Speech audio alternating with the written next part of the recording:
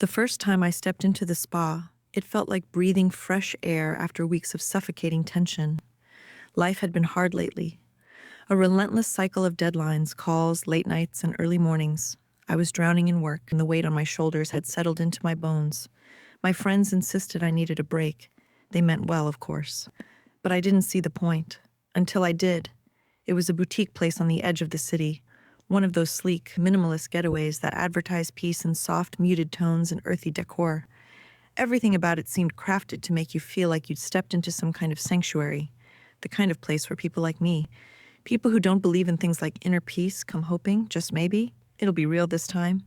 When I walked in, the silence wrapped around me, soft and patient, like an old friend I'd forgotten. The air was thick with the scent of lavender and faint hints of sandalwood. I took a deep breath and tried to let it sink in, tried to convince myself that I could relax here, that I'd finally found something that might ease the strain. But even then, part of me was still on guard, waiting for the usual disappointment. I hadn't booked ahead. It was a spur-of-the-moment decision, one I'd made after days of everyone around me saying I needed to take care of myself. The receptionist didn't seem surprised. She just looked at me with calm, knowing eyes and handed me a clipboard with a waiver. I scribbled my name, feeling the weight of the world still pressing down, even here. Then she smiled, a professional, warm smile that didn't quite touch her eyes, and told me my therapist would be Simon and that he was known for his personal touch. At the time, I barely registered her words, just nodded, letting them fade into the background as I glanced around at the serene decor. "You'll love Simon," she had said, her voice almost a whisper. "He's intuitive." When Simon appeared, he was younger than I had expected, late 20s maybe, but there was something in his demeanor, a kind of quiet confidence that made him seem older. His eyes were bright but intense, like he saw right through me in that first glance. It was disconcerting, but I brushed it off, assuming he was just good at reading people, probably a necessary skill for his line of work. He led me down a softly lit hallway, past rooms lined with plants and muted lights. Each step seemed to draw me deeper into a world that was deliberately designed to slow everything down. I was already feeling a little lighter, as if I'd left part of myself at the door. The therapy room itself was small and warm, dimly lit with a faint glow from candles lining the shelves. There was a low, ambient hum of music, almost like something you'd hear in a lullaby. It felt safe in there. Or maybe I was just desperate for it to feel that way. I lay down on the table as Simon prepared his tools, oils, stones, a cloth. I closed my eyes, waiting, ready to let go. And that's when it began. At first, it was gentle. His hands moved with a practiced ease, kneading out the knots in my shoulders, tracing the places where tension lived. It was soothing. My mind began to quiet down, slipping into a place between sleep and wakefulness. In those early moments, I felt like I was floating, as if this therapy room were a pocket in the world where all my worries were left outside. But then, something changed. I don't know exactly when it started. Maybe it was the way his hands seemed to linger just a moment too long, pressing a little too hard in places that felt vulnerable. Or maybe it was the silence that had once felt like a warm cocoon, but now seemed thick and stifling, as if the room itself were holding its breath. I tried to ignore it, to sink back into that peaceful place. But the feeling wouldn't let go. His hands moved lower, slower, and there was a weight to his touch now, a sense of possession that wasn't there before. And when he leaned in, so close I could feel his breath on my neck, he murmured, "Relax, just let go." The words were soft, almost a whisper, but they sent a chill down my spine. I couldn't shake the feeling that I was no longer in control here, that something was shifting, something dark and unspoken. "I don't feel comfortable with this," I said, my voice steadier than I felt. He didn't move, didn't respond right away. I felt his hands pause, lingering in a way that seemed deliberate, like he was testing the boundaries, daring me to stop him. Then, finally, he pulled back, but not without a soft chuckle. "Comfort is my responsibility. Just let me take care of everything." There was something in his tone that made my skin crawl. A confidence that said he wasn't asking. I should have left right then. I should have gotten up, walked out. But I didn't. I was still trapped by that desperate hope, that need to believe I could find peace here. I told myself I was overreacting, that I was just tense, that he didn't mean anything by it. But even as I lay back down, I knew I didn't believe it. The rest of the session was a blur. I barely remember how it ended, only that I was counting down the seconds, every fiber of my being taut, waiting for it to be over. When he finally stepped back, letting me get up, I could barely look at him. He just smiled, that same, knowing smile, and said, "See you next week." I hadn't planned on coming back, but I forced a polite nod, eager to escape his gaze, his presence. Outside, the night was dark and cold, a stark contrast to the warmth of the spa, and I let the chill sink into my skin, grounding me, reminding me that I was out, that it was over. Or so I thought. That night, as I lay in bed, I couldn't shake the feeling of his touch, the memory of his words lingering like a shadow over my mind. It was absurd, really. What had he done, exactly? Nothing I could report, nothing that would hold up if I tried to explain it. But there was something in his gaze, in his smile, that left a mark I couldn't erase. I told myself to forget it, to move on. I'd find another therapist, somewhere else, far away from that spa. But as I drifted into sleep, that peace I'd come looking for felt further away than ever. I thought I'd move past it. I thought it was just a strange experience, one that would fade in time. But then, the messages started. It was subtle at first, a text, a friendly reminder about my next session. I ignored it, of course. But then, a few days later, another message arrived. "I'll be waiting, Emma. I know you need this." Something inside me snapped. It was too personal, too familiar.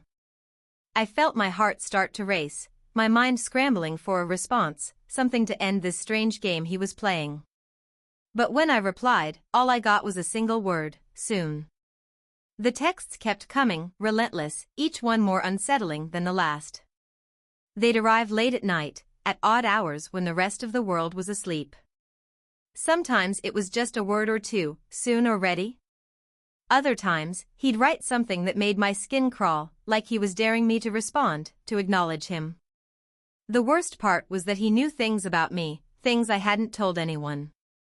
The texts mentioned places I'd been that week, the cafe where I had my morning coffee, the bench in the park where I went to think.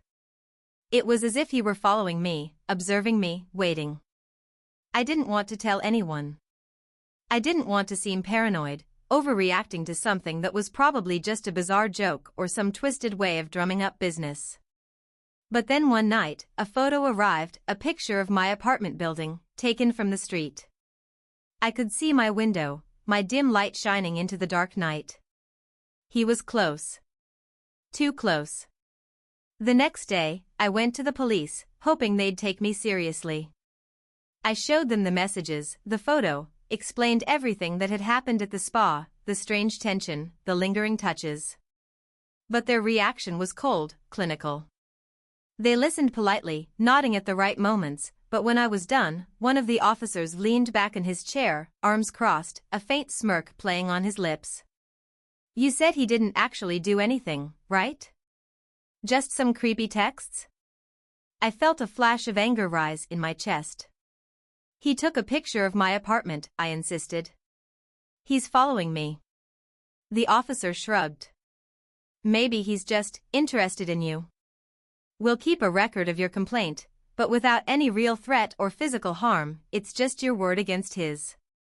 And if he's just a massage therapist, well, maybe he's a little overzealous about his clients." I left the station feeling helpless, frustrated. They hadn't understood, hadn't seen the undercurrent of menace that I could feel so clearly. To them, it was just a misunderstanding. But to me, it was a nightmare that was slowly creeping closer. That night, I couldn't sleep. I lay awake, staring at the ceiling, every small sound in the apartment amplified in the silence. Around 2 in the morning, my phone lit up with a new message. "I see you're awake." I bolted up in bed, a cold sweat breaking out across my skin. My hands shook as I typed out a response, my fingers clumsy, slipping on the keys. "What do you want?" The reply was almost instantaneous. Just to see you.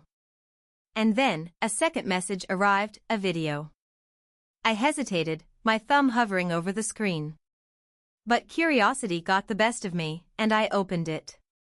It was footage from the therapy room. Grainy, black and white, but unmistakably me, lying on the table as Simon worked his way up my back. The angle was strange, hidden, like it had been taken without either of us knowing. But the worst part was the way Simon looked at the camera. Directly. Smiling. I could barely think, barely breathe. I tried to process what I was seeing, the implications twisting and knotting inside me. This wasn't just some weird game. He'd planned this. He'd been filming me, recording me. I'd become part of some sick, twisted plan that I didn't understand. And that's when I knew he wasn't going to stop. Not unless I did something about it. The next day, I went back to the spa. I hadn't made an appointment, hadn't told anyone where I was going. It was late, close to closing time, and the lights in the lobby were dimmed, casting long shadows over the empty chairs and potted plants. Simon was waiting for me. As soon as he saw me, that familiar smile crept onto his face, slow and deliberate, like he'd been expecting me all along. "Emma," he said, his voice smooth, almost kind. "I thought you'd come back." My fists clenched at my sides, but I kept my voice steady. "I know what you've been doing. The texts, the photos, that video." His smile didn't falter. "I told you, Emma. Your comfort is my responsibility. And I don't think you know just how much I can do for you." There was a madness in his eyes, a kind of unhinged confidence that sent chills down my spine. He was playing a game he was convinced he'd already won. But this time, I wasn't going to be his pawn. I stepped closer, my voice low, every word laced with a calm I didn't feel. "I recorded our conversation, Simon. Every word you said to me, every threat. And I've given it to someone, a friend. So if anything happens to me, or if this doesn't stop, they'll know exactly who to blame." For a moment, his smile faltered, just a flicker of doubt. But then he recovered, shrugging with that same unnerving ease. "You think that scares me," he whispered. "You think I haven't played this game before?" But I saw it in his eyes, the tiny glimmer of fear. It was enough. I left the spa that night feeling drained, empty, like I'd left a part of myself behind in that dark, suffocating room. The fear was still there, lingering, but there was something else too, a sliver of hope, of control. For the first time since this nightmare had started, I felt like I had a chance to end it. But as I stepped out into the cold night air, my phone buzzed with a new message. "You think it's over, Emma? I don't think you realize how far this goes." I looked around, the shadows of the city pressing in, a feeling of eyes watching me from somewhere unseen. I knew then that this wasn't the end. Not by a long shot. Int. Emma's apartment, days later. Days passed, each one heavier than the last. I went about my routine, but the paranoia clung to me, a constant weight that I couldn't shake. Every time I checked my phone, I expected another message. Every time I turned a corner, I expected to see him there, watching, waiting. Then, one night, a package arrived at my door. No return address, no note, just a small, plain box. My hands shook as I opened it, dread pooling in my stomach. Inside, I found a single object, a USB drive. I didn't want to know what was on it. I wanted to throw it away, burn it, anything to avoid facing whatever twisted thing Simon had left for me. But I knew that wasn't an option. Not anymore. I plugged it into my laptop, my heart pounding as the screen flickered to life. A video file appeared, labeled simply, Emma. I clicked on it, and my own face stared back at me. The footage was from the therapy room again, but this time, I was speaking, my voice low, almost desperate. "I don't feel comfortable," I was saying, the same words I'd said to him that day. But in the video, Simon didn't respond. Instead, he held up a photo of me, asleep in my bed. I couldn't remember seeing it before, couldn't remember that moment. It felt like a lie, a trick. But as I watched, my own face changed, a look of calm acceptance settling over me. I heard myself say, "All right. I'll come back. I'll do whatever you want." It wasn't real. I knew it wasn't real. I had never said those words. But watching that video, seeing myself submit to him, a twisted, fabricated version of myself, it felt like a final blow. He had found a way to control me, to rewrite my own memories, to turn me into his puppet, even if it was all an illusion. The police didn't believe me when I showed them the video. They called it doctored, a misunderstanding, even as I explained the messages, the threats, the footage. They told me there was nothing they could do, no evidence they could use. I was alone, trapped in a web that only he could see. But I knew one thing, I wasn't going to let him win. As I lay awake that night, replaying the video in my mind, a new realization took hold. Simon wasn't just playing with me, he was reshaping my reality. If he could make videos that showed things I'd never done, then nothing in my life felt solid anymore. Every memory, every interaction, was cast in doubt. Was he stalking me, or was he somewhere manipulating things from afar, planting seeds of paranoia? I didn't know where he'd end, and worse, I couldn't see a way to stop him. I was out of options. The police didn't believe me. My friends thought I was overreacting. Every avenue felt closed, every door locked. But there was one person who knew the truth, Simon. If he was the architect of this nightmare, then he was the only one who could end it. I just needed to make him understand I wouldn't be intimidated, that he'd picked the wrong target. But that night, as I lay in bed, sleep only came in fragments, each moment haunted by thoughts of him, until finally, I sank into a restless, fragile sleep. A faint light seeped through my curtains, casting the room in a soft, silvery glow. I sat up, realizing that I had no choice left. I was going to confront him, face to face. No games, no calls, no police. Just the two of us, with everything laid out between us like a deadly game of cards. I dressed quickly, slipping into a calmness that felt surreal, almost detached. I knew this confrontation was dangerous. But then again, wasn't every day a kind of danger now? I couldn't live in his shadow, and if I had to walk into his world to break free, then I'd do it. I called the spa, asking for Simon, my voice steady, unbroken. The receptionist sounded surprised, almost hesitant, when she transferred the call. After a few rings, his voice came on, smooth and unsettlingly warm. "Emma," he said, as though he'd been waiting. "I knew you'd come around." "I need to see you," I said, my voice clipped, cold. "Today. After hours." He paused, as though weighing my words. "Of course. I'll be here. For you." I hung up, heart pounding, my hands clammy as I slid the phone back into my pocket. I knew I was walking into a trap, but it was the only way forward. My mind raced through the possible scenarios, my heart caught between dread and a strange, fierce determination. The spa was quiet when I arrived, the hallways empty, lights dimmed, lending a ghostly silence to the place. I moved through the corridors with measured steps, every sound amplified, the muffled hum of soft music barely audible in the background. Simon was waiting for me in the therapy room, standing near the table, his expression a mask of calmness. He greeted me with that same knowing smile, but this time, there was something else in his gaze, a flicker of something dark, a hint of calculation. "Emma," he said smoothly, gesturing to the therapy bed. "Shall we begin?" I stayed where I was, arms crossed. "This isn't a session, Simon. You and I, we have some things to discuss." He raised an eyebrow, his smile unfaltering. "Of course. Go on. I'm here to listen." For a moment, I was almost paralyzed, caught between anger and fear, the words forming in my mind but refusing to escape my throat.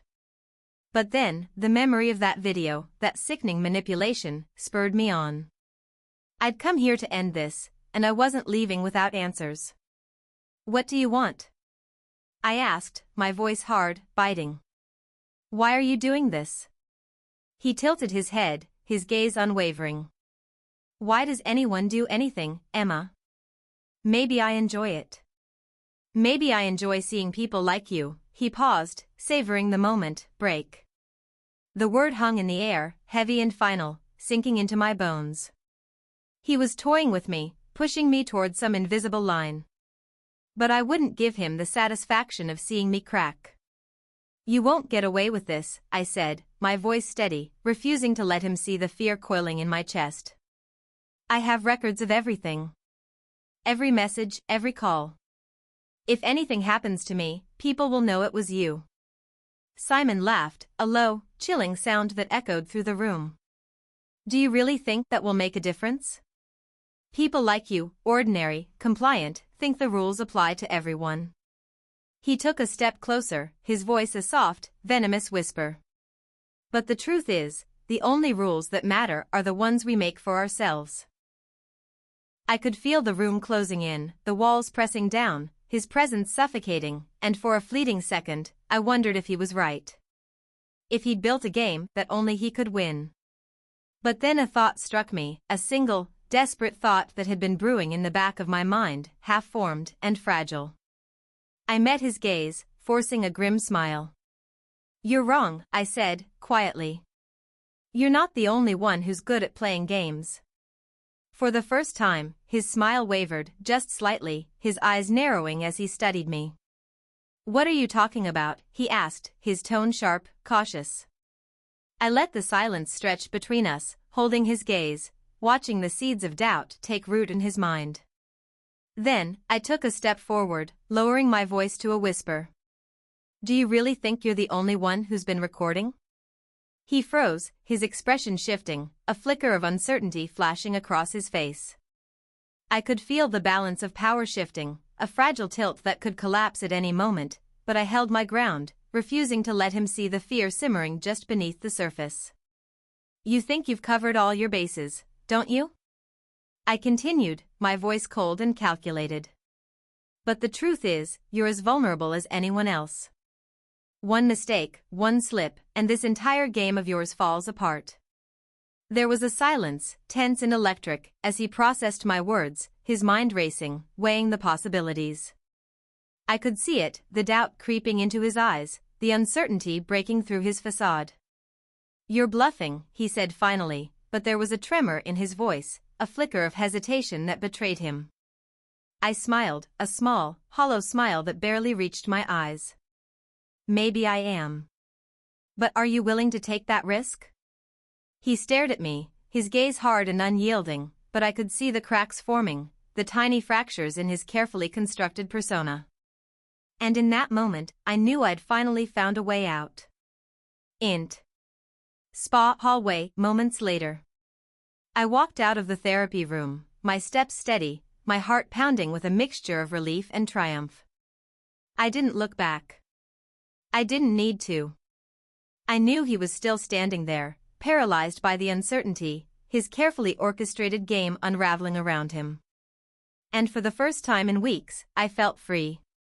Days passed, and the messages stopped. The photos, the videos, the endless barrage of threats, all of it faded into silence. It was as if he'd vanished, retreating into whatever dark corners he'd come from, leaving me with nothing but the echoes of a nightmare. But the scars remained. Every time I walked down a hallway, every time I saw a shadow out of the corner of my eye, I felt a flicker of that old fear, a reminder of how close I'd come to losing everything. And yet, there was a strange, bittersweet satisfaction in knowing that I'd won, that I'd faced the darkness and come out the other side. But some nights, when the world was quiet and the memories crept back, I'd wonder if it was really over. If somewhere, out there in the shadows, he was still watching, waiting. And in those moments, I'd remind myself of the single truth that had kept me going through it all. The rules only matter if you let them. It's funny how silence can feel both comforting and terrifying. After the confrontation, I thought that silence was my salvation, the end of everything he had put me through. But the more days passed, the more that silence settled into something darker, something that made me question whether I'd truly escaped or if he'd simply changed his tactics. Every time I checked my phone, expecting another message or another video, there was nothing. No lingering reminder of him, no sign that he was still out there. The police, of course, were never going to follow up. They'd closed the case the moment I'd walked out of the station, and I'd made peace with the fact that any justice would be the one I created myself. But then, a strange thing happened. I was asleep, or at least trying to be, the lingering paranoia keeping me from finding real rest. It was sometime past midnight when my phone buzzed, the screen lighting up in the dark room. I sat up, heart pounding, half expecting to see his name. But it wasn't him. It was an unknown number. The message was brief, no explanation, no prelude. "Are you safe?" I stared at the message, a chill running down my spine. It was strange, out of nowhere, and yet it wasn't from Simon's number, nor did it seem like his usual tone. I typed a response, hesitant, the words feeling heavy on my fingers. "Who is this?" I waited, watching the screen, the glow of my phone casting a ghostly light in the dark room. Then, after what felt like an eternity, another message appeared. "We need to talk. Meet me tomorrow. Same place." I felt my blood run cold. The spa? Was he back to his old games, trying to draw me in again?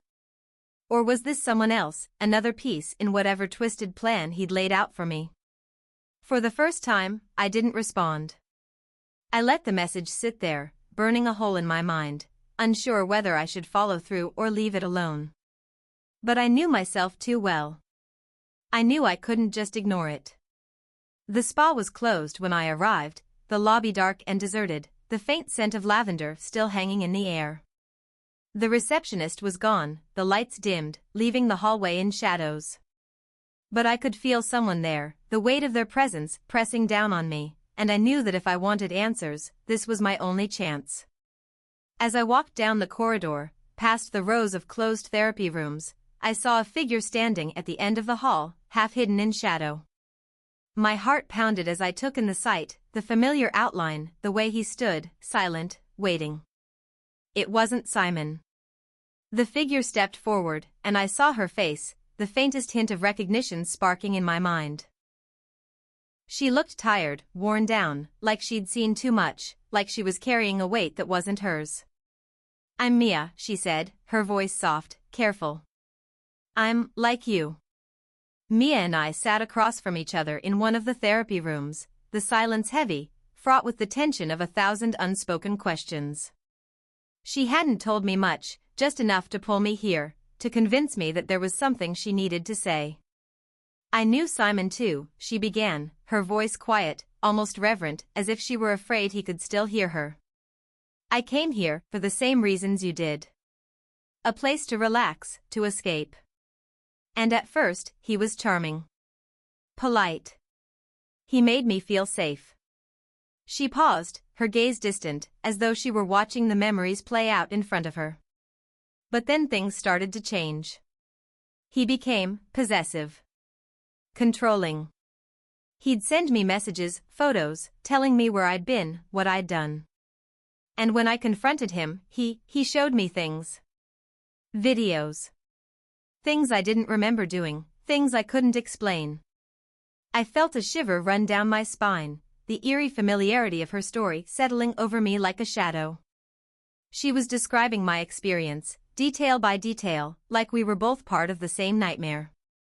"So you know what he's capable of," I said, my voice barely a whisper. "You know he won't stop." She nodded, her expression grim. "I know. But I also know that he's careful. He covers his tracks. Makes sure there's no proof, nothing to tie him to any of this. He gets in your head, twists everything around until you don't even know what's real anymore." We sat there in silence, both of us haunted by our own memories, our own fears. It felt strange, surreal, to share this with someone else, to know that I wasn't alone in what I'd been through. But it also felt dangerous, like we were tempting fate, daring him to make his move. So what do we do? I asked, my voice laced with desperation. How do we stop him? She hesitated, her gaze flickering to the door, as though afraid he might walk in at any moment. There's only one way, she said finally, her voice barely audible. We have to beat him at his own game. I felt a chill run down my spine, the weight of her words settling over me like a dark promise. She was right, of course. Simon had built a web of control, a game that only he knew the rules to. And if we were going to escape, we'd have to learn to play by those same twisted rules. Over the next few days, Mia and I started piecing together a plan, something desperate and dangerous, but our only hope of freedom. We knew Simon had a network, a way of keeping tabs on us, of watching our every move. And if we were going to take him down, we'd have to use that network against him. Every day felt like walking a tightrope, a precarious balance between fear and determination. We knew he was watching, waiting, biding his time. But we were ready. For the first time, we weren't just his pawns. We were players, taking control of the board. Int. Abandoned warehouse night. The final part of our plan led us to an old, abandoned warehouse on the edge of the city, a place where shadows stretched long and deep, where secrets could hide unseen. We'd lured him there, using the same tactics he'd used against us as messages, photos, hints of things only he would recognize. We'd turned his own game against him, drawing him into the trap we'd set. Mia and I waited in the darkness, our breaths shallow, our hearts pounding in unison. We knew this was it. Our last chance. And then, we heard footsteps, slow, deliberate, echoing through the empty space. Simon stepped into the faint beam of moonlight filtering through the broken windows, his expression unreadable, his gaze sharp and calculating. I knew you'd come, he said, his voice smooth, confident. I knew you couldn't resist. We didn't respond, didn't move, watching as he took a step closer, his smile widening as he realized we were alone, vulnerable. You think you can beat me, he sneered, his voice dripping with disdain. I own you, both of you. This game is mine, and I always win. But this time, we were ready. I felt a surge of adrenaline, a fierce, unyielding determination rising within me. This was the end, the final move in a game that had lasted far too long. I took a step forward, my voice steady, unbroken. Not this time, Simon. And with that, Mia and I sprang into action, every move calculated, every step part of a plan we'd rehearsed 100 times in our minds. We weren't just fighting for our freedom, we were fighting to reclaim our lives, to take back the control he'd stolen from us. When it was over, Simon lay on the floor, defeated, his confident facade shattered, his control broken.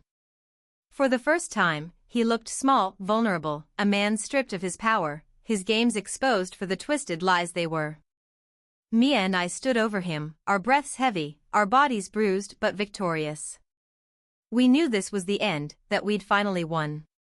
But as we left the warehouse, stepping into the soft, silvery light of dawn, a part of me knew that the scars he'd left behind would never fully fade.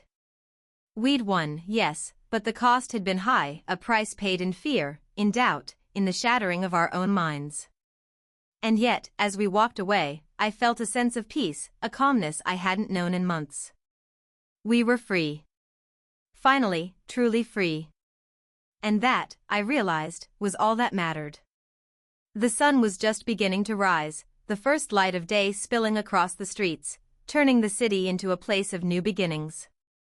I took a deep breath, inhaling the fresh air, feeling the weight of the world lift from my shoulders, even if just for a moment. Mia and I didn't speak much as we walked side by side. There was nothing left to say. We had both been through hell, but now we had our lives back. We'd defeated him, and with that, we had taken back our power. But I couldn't help the small flicker of doubt that still lingered in the back of my mind. Had we really won? Was Simon truly out of the picture? I looked over at Mia, and she gave me a small, tired smile. I knew she was thinking the same thing. It wasn't over, not yet. The game had changed, but I wasn't sure if the rules had. That night, I finally slept. For the first time in what felt like forever, I slept soundly, without fear, without the constant watchful eye of Simon looming over me. I woke up the next morning, feeling lighter, freer. My phone, which had once been a source of constant dread, lay untouched on my nightstand. I no longer feared the messages that would flood in, or the calls that would disrupt my life. For the first time in months, I felt like I could breathe again. As time passed, life slowly returned to some semblance of normal. I took back control of my routine, my choices, and my peace. Simon's presence in my life began to feel like a distant memory, a nightmare that I had finally awoken from. But even as I moved forward, I couldn't shake the feeling that Simon's shadow still lingered, hovering just outside the edges of my awareness. The way he had twisted my memories, manipulated my mind, it left its mark on me in ways I couldn't quite explain. And so, I kept moving, kept pushing forward, knowing that I had survived, knowing that I had outsmarted him. But I also knew that the scars he left behind would be with me forever. The world kept turning. People bustled around me, unaware of the battle I had fought, the life I had almost lost. But I knew. And I would carry that knowledge with me, the knowledge that even when you're trapped in the darkest of games, there's always a way out. And no matter how hard the fight, there's always a chance to reclaim your freedom.